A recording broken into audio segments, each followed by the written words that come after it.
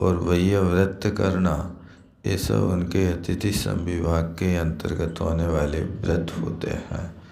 तो उसमें ये गर्वित हो जाता है। आहार दान भी वैवृत्ति है और पूजा भी वैवृत्ति है और वैयावृत्ति भी, तो वैयावृत्ति है ही, अतिथि संविभाग है। मानसिक वाचिक का एक बराबर। मानसिक वाचिक का है वो सारे। तो इस शुक्ल लेस्या वालों का ये बदल गया, रूप बदल गया। जे यहाँ पर आरणेन्द्र अलंकार धारण करके आया है, वो गन्ना लेकर के आया है। जे यहाँ पर सफ़ेद चंद्रमा के समान चमर को लेकर के आया है।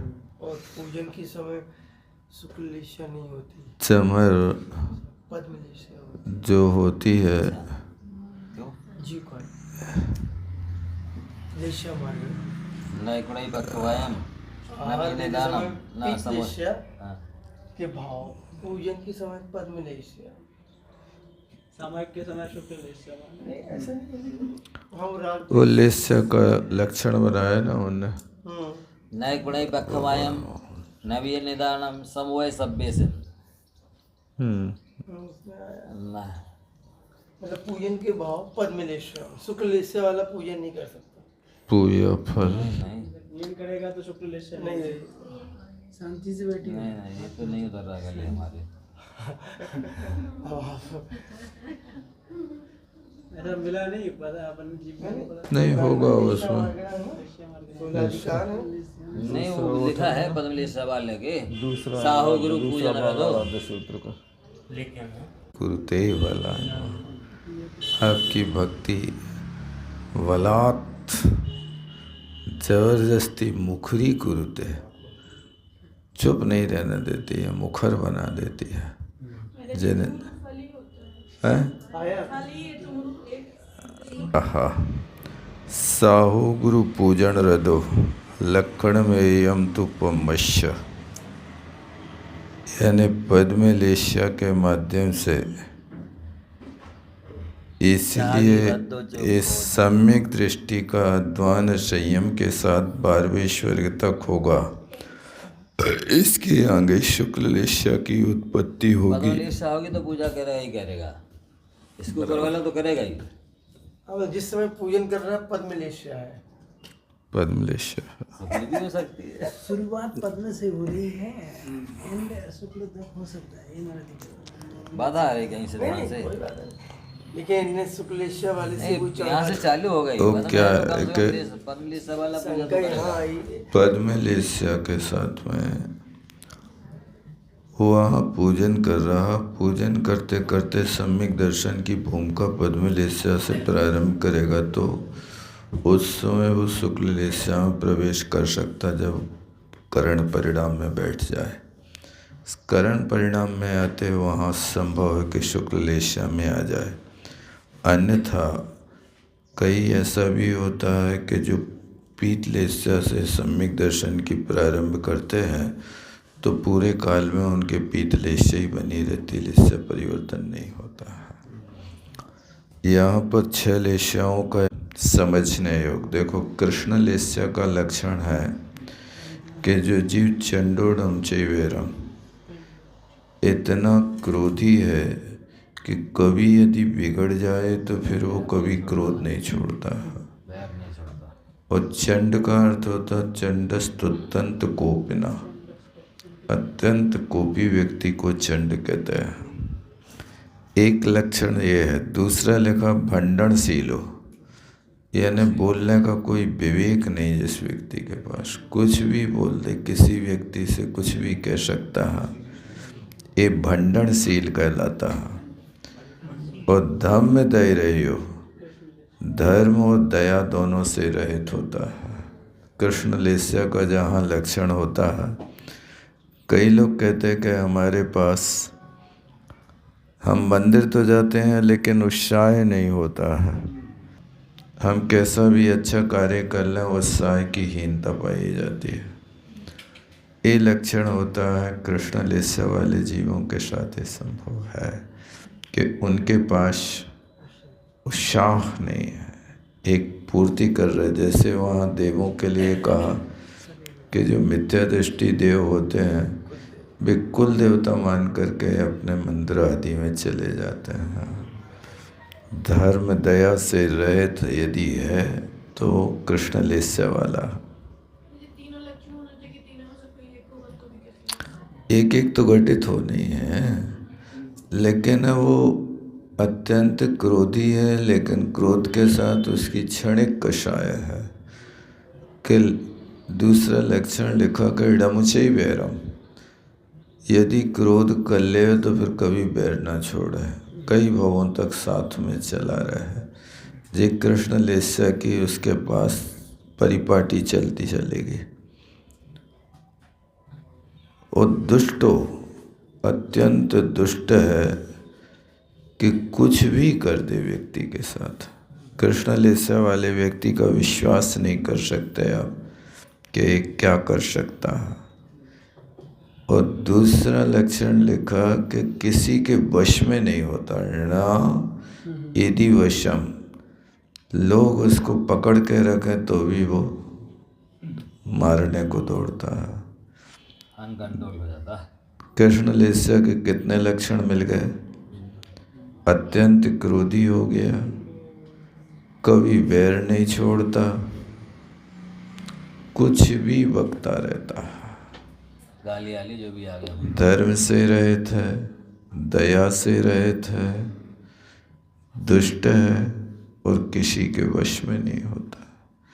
एक कृष्ण लेस्या के 6 लक्षण लिखे हैं। और नील लेस्या में बनाया कि जो दीर्घ क्षेत्रीय होता है, कोई भी काम करे तो बहुत धीरे धीरे करता रहता है, वो कहलाता है धीमा बुद्धि। नील लेस्या वाला व्यक्ति बुद्धिविहीन होता है, विवेकहीन होता है और इंद्रियों के विषयों में लोलपी होता है।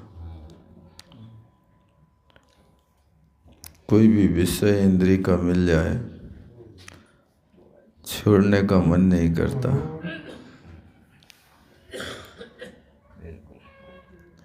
बहुत तीव्र परिणाम होता है इसका। एक छोटा सा बच्चा अभी आया था, उसको सबने कहा महाराज को पेन दे दो। नहीं, महाराज के लिए नहीं, तो हमारे लिए है। महाराज के लिए नहीं, हमारे लिए है। बहुत मनाया उसको सब के लोगों ने, हम तुम्हें मोबाइल दे रहे, दे रहे। नहीं दे सकता। वाल हट मतलब ये लेस्याएं यहाँ भी प्रतीत होती हैं कि इस प्रकार की लेस्या होती है। में काम करती है वो तो बाहर आ गया। महाराज पीछे से आशीर्वाद दो। अब उससे कहा पीछे से आशीर्वाद तब मिलेगा तब पेन दोगे। नहीं, आशीर्वाद दे दो अब तो। पेन नहीं दिया, आशीर्वाद तो ले लिया पीछे से, नहीं दिया। ये विषय है उसका। अब वो क्या करेगा भी लिखना नहीं आता उसको, लेकिन मूर्छा इतनी ग्रद्धता है कि उस वस्तु को हाथ में आने पर छोड़ी नहीं जाती है। दिख बढ़ जाए, अच्छी दिख रही है, बस काम की नहीं है तो। श्रावक लोग भी हैं, उपयोग नहीं हो रहा वस्तु का। आपका कपड़ा है तो किसी को देंगे नहीं, लेकिन उसके लिए पोंछा में और फलाने में रगड़ रगड़ के उसकी जान ले लेंगे, ये डालेंगे, उसकी धज्जियाँ उड़ जाएंगी, तब उसके बाद में उसको ख़त्म करेंगे। इस नील लेस्या का लक्षण माना जाता है। अहंकारी है। कपड़ा जैसे अब पुराना कपड़ा किसी को दें तो अच्छा नहीं लगे, उपयोग में नहीं, तो ये उपयोग तो उसकी दशा देख लो कि जिस वस्तु को जिसके लिए किया है। अब जो तुम्हारे पुराने कपड़ा हो गए, अब इसी को फाड़ के मार्जिन बना रहे हो, तो मार्जिन तो साफ सुथरा होना चाहिए, व्यवस्थित होना चाहिए। पानी का छन्ना है, मार्जिन है, जीव रक्षा हो, मुलायम हो। ऐसी चीज़ों के साथ उपयोग करना चाहिए। फिर इसके बाद देखो, अहंकारी, मायावी और आलस से भरा हुआ, अच्छे कार्यों में हमेशा आलसी रहता है और आपस में एक दूसरे को फूट डाल दे, ये भी नीलेश्य का लक्षण। नारद जी फूट डाल दिया, वो तुम्हारे विषय में ये कह रहा था। और निद्रालु, जब समय मिले तब सो जाओ।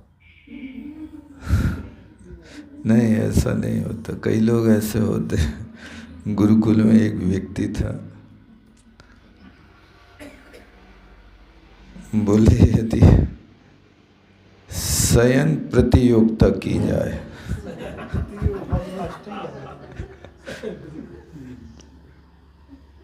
तो कह रहा था कि 3 दिन तक हम उठे नहीं।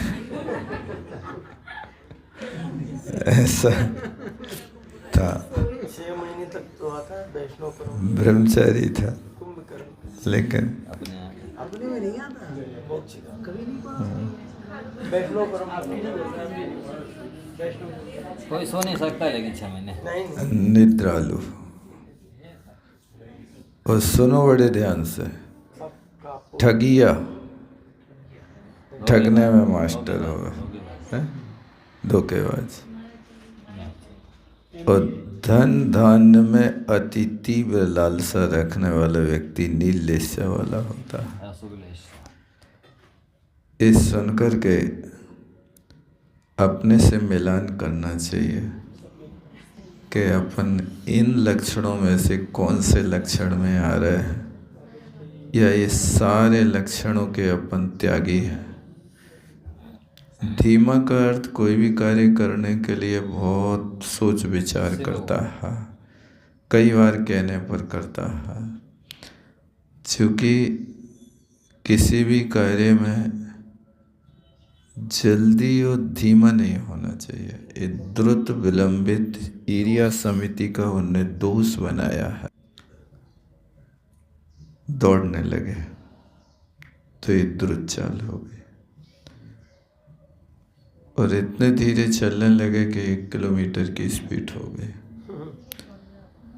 ये द्रुत और विलंबित चाल नहीं होना चाहिए। और ईरिया समिति के लिए आचार्य श्री कहते थे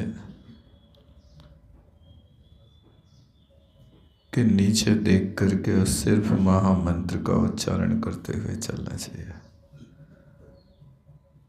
स्वाध्याय करते हैं तो आप स्वाध्याय में वो मन विक्षिप्त हो जाएगा, वहाँ नहीं रहा और फिर ईरिया समिति से हट जाएंगे तो उस लक्षण था। इसलिए ये होना बुद्धिहीन है का अभिप्राय ऐसे ही नहीं समझना कि हमारे पास बुद्धि तो है नहीं, अब हाथ पे हाथ रख कर बैठो। धार्मिक मतलब अभ्यास करना चाहिए। हर वस्तु अभ्यास से अच्छी तरह से आती है। आप किसी भी चीज़ में अभ्यास करें, हताश ना हो, तरीका बदलना चाहिए। किसी ने कहा है सपने साकार ना हो तो रास्ते बदलना चाहिए, न कि सिद्धांत। सपने साकार ना हो तो रास्ते बदलना चाहिए, सिद्धांत नहीं बदलना चाहिए। पेड़ पत्तियां बदलते हैं, जड़ें नहीं बदलते हैं। इससे सिद्ध होता है कि आप सफलता नहीं पा रहे हैं तो आप अच्छा अभ्यास नहीं कर रहे हैं। अभ्यास योग्य दिशा में होना चाहिए। द्रव्य क्षेत्र काल की भी योग्यता होना आवश्यक है। यदि क्षेत्र योग्य नहीं है तो आपका मन नहीं लगेगा। आग्नेय दिशा में बैठ के यदि आप स्वाध्याय करेंगे तो आपका दिमाग गर्म होता रहेगा। वायव्य दिशा में बैठ के करेंगे तो वायु बढ़ती रहेगी। मन भी जल जाएगा। कैकई का कोप भवन कौन सी दिशा में बना था पता है? वायव्य दिशा में बना था, वायु चढ़ती थी इसको।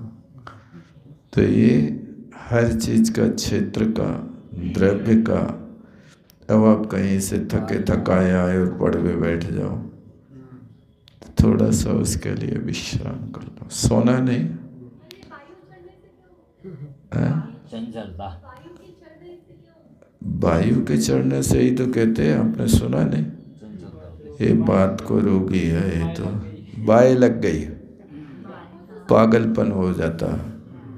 तो वो क्षेत्र जो हो गया ना, उस क्षेत्र की ये विशेषता है कि वो इस प्रकार से मन विक्षिप्त करेगा। हाँ यही है ना, एक जैसे विचार नहीं रहेंगे, स्थिरता नहीं रहेगी। और काल भी योग्य होना चाहिए कि जिस काल में आप कार्य कर सकें। गणित ईशान में पढ़े या ईशान नैऋत्य बहुत अच्छी होती है, और उसमें भी पश्चिम में पूर्व की ओर मुख करके हो सकता है। यदि नहीं बनता है तो कभी कभी पश्चिम में भी बैठ सकता है मुख करके। शयन के लिए प्राक शिराशयने विद्या, पूर्व दिशा में सिर करके सोने से विद्या की प्राप्ति होती है। दक्षिणे बलमायुष, दक्षिण दिशा में शयन करने से बल और आयु की वृद्धि होती है, और पश्चिम दिशा में चिंता होती है, और उत्तर दिशा में सिर करके सोएंगे तो मृत्यु या हानि होना आवश्यक है। अंत समय में जब मरण काल आता है तो मृत्यु के समय में उत्तर की ओर मुख कर दिया जाता है, उसका सिर उत्तर की ओर कर दिया जाता है, पैर दक्षिण की ओर हो जाता है, क्योंकि यमराज की दिशा दक्षिण है। वो वहाँ से सवार हो गए तो इस तरह से एक कालादि कवि होना चाहिए। ये इतने लक्षण देखो, इसमें से पढ़ लेना चाहिए हर व्यक्ति को। आराध्य सूत्र के 23 पृष्ठ पर दिया शैलेश्याम का वर्णन। जीवकांड की तो है वैसे, और नीलेश्य वाले के लिए बनाया दूसरों के ऊपर क्रोध करना, दूसरों की निंदा करना, अनेक प्रकार से दूसरों को दुख देना, औरों से बैर ठाने रहना, अत्यंत शोकाकुलित होना, भयाक्रांत होना, दूसरों के ऐश्वर्य को सहन नहीं कर पाना। उन्नति को अब चाहे ज्ञान का ऐश्वर्य हो, चाहे साधना का हो, चाहे पैसा का हो, चाहे और भी दूसरी चीज का हो, वो सहन नहीं कर पाना। दूसरों का तिरस्कार करना एक स्वभाव ही हो जाता कुछ लोगों का। अपनी नाना प्रकार से प्रशंसा, देखो अपनी प्रशंसा करने वाला व्यक्ति नीलेशा में आ जाता है।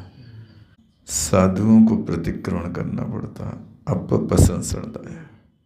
अपनी प्रशंसा कर ली तो पाप मिथ्या, निंदा कर ली तो पाप। दूसरों के ऊपर विश्वास नहीं करना। अपने जैसा बेईमान बदमाश नहीं सबको विश्वास उठ गया। अपने समान दूसरों को भी मानना, स्तुति करने वाले पर संतुष्ट हो जाता है, और अपनी हानि वृद्धि को कुछ भी ना समझना, और रण में मरने की प्रार्थना करना ताकि शहीद स्मारक बन जाए। स्तुति करने वाले के लिए तो सब कुछ लुटा देता है। नहीं काऊ अशुभ ही है ना, कापोतलेस्य का वर्णन रणगणई कज्जा लक्षण लेयम तु काउष्य। हाँ, एक कापोतलेस्य का लक्षण। और अपने करने योग्य अथवा नहीं करने योग्य का विवेक नहीं होना, ये सब कापोतलेस्या के चिन्ह माने जाते हैं। न गड़े कज्जा कज्जा, क्या कार्य करने योग्य क्या नहीं है। और फिर इसके बाद में सही मसीह देखो, अब यहाँ से सुलेस्या प्रारंभ होती है। ये क्रियाएं करते हैं तो पीतलेस्या मानी जाएगी। अपने करने योग्य अथवा नहीं करने योग्य, सेवन करने योग्य अथवा नहीं सेवन करने योग्य को समझने वाला हो, यानी कज्जा कज्जम कोड़े जाड़े, सेव असेव जाड़े, और सभ्य संपाशी पीतलेस्या में रख दिया। देखो, सब विषय में समदर्शी हो, गजब कर दिया।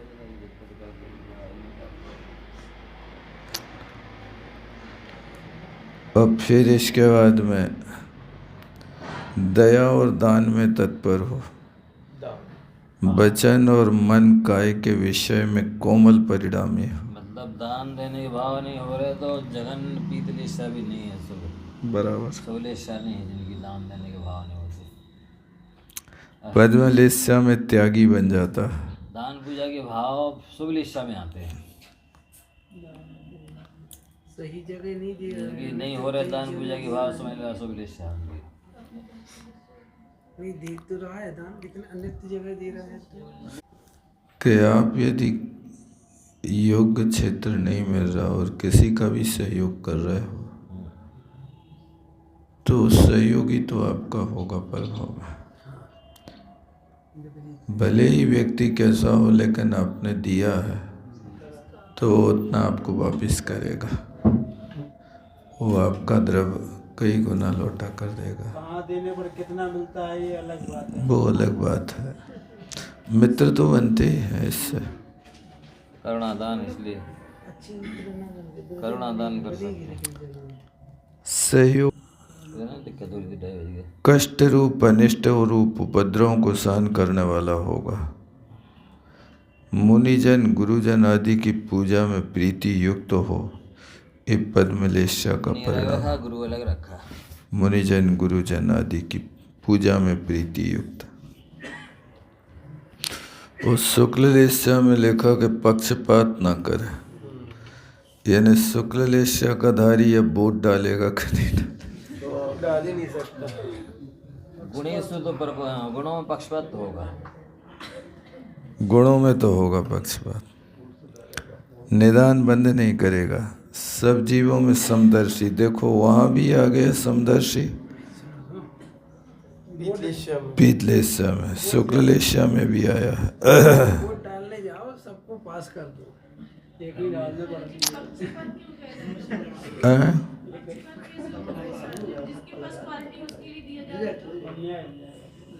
लेकिन दूसरी तरफ विरोध हो रहा है, देखो नहीं डालना है। पक्षपात तो आप समझ लो, पार्टी तो पक्ष ही में बनती ना। पहले भाई का स्थितिकरण किया, विरोध नहीं किया। जब अंत तक ये स्थिति आ गई कि विभीषण के समझाए जाने पर, हितोपदेश देने पर तलवारें चलाने लगा, तब वो कहता अब धर्म की रक्षा करना पड़ेगा। तो वो अपनी मातेश्वरी के पास जाकर पूछता है, बताओ क्या करें, अब क्या उपाय है। वो किसी तरह मानने को तैयार नहीं।